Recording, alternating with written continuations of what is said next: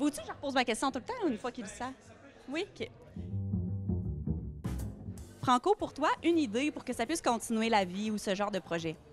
Ben, une idée pour que ça continue, ça serait d'aller chercher plus d'élèves comme moi, dans le fond. Davantage d'élèves, donc davantage de profils différents de personnes autour de la table qui discutent d'un même enjeu. Ouais, ben c'est ça. C'est parce que dans le fond, c'est que les élèves donnent des points de vue différents. Ça prend de la mobilisation des ressources financières. C'est pas un projet qui se fait dans l'air du temps. Ensuite, ça prend des ressources matérielles, certainement. Mais je pense que le mot-clé, c'est la mobilisation de tout ça. Puis comment on pourrait convaincre les gens d'avoir envie d'être mobilisés? De les inviter, de partager la bonne idée, de faire voir ce que la vie a fait, de continuer de répandre la bonne nouvelle, d'avoir des ambassadeurs et des ambassadrices. Je pense que ça va aussi être une clé pour continuer d'amener des gens dans le projet. Qu'est-ce que ça prend pour que ça puisse continuer la vie?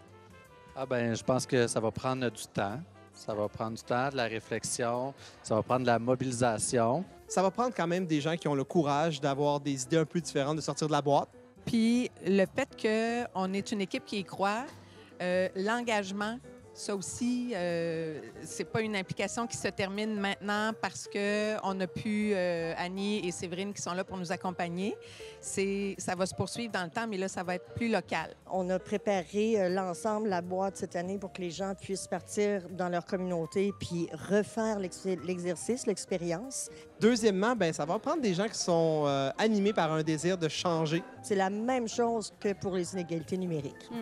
C'est pas facile d'être créatif, mais je trouve que toutes les idées qu'on a pour le devenir, toutes les fois qu'on se fait faire des ateliers où on doit démontrer de la créativité, finalement, puis qu'on se fait encourager puis soutenir, mais je pense que c'est comme ça qu'on peut arriver à trouver des idées qui sortent un peu des idées qu'on peut avoir normalement. Cette idée que n'importe qui peut porter un enjeu, une question qui lui paraît vraiment important à résoudre et puisse en fait facilement pouvoir se prendre les outils, se les approprier pour pouvoir recréer de manière autonome une cellule d'innovation chez eux, dans leur milieu.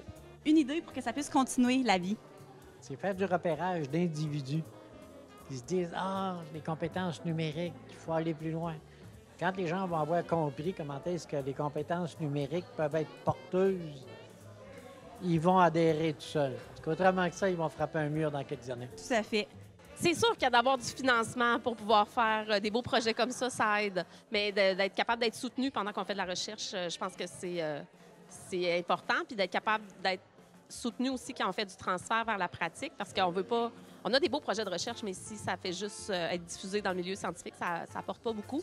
À partir du moment où on développe des moyens et des activités de transfert, je pense que c'est important de soutenir ces activités-là financièrement, entre autres. Tout à fait, pour que ça reste pas dans cette petite bulle-là qui a réfléchi pendant 2 ans. Exactement. Puis de déplacer des gens de différents horizons qui peuvent avoir des manières de penser différentes, qui vont nourrir la réflexion. Ça permet de contaminer tous ceux qui doivent être contaminés. Merci pour cette deuxième réponse.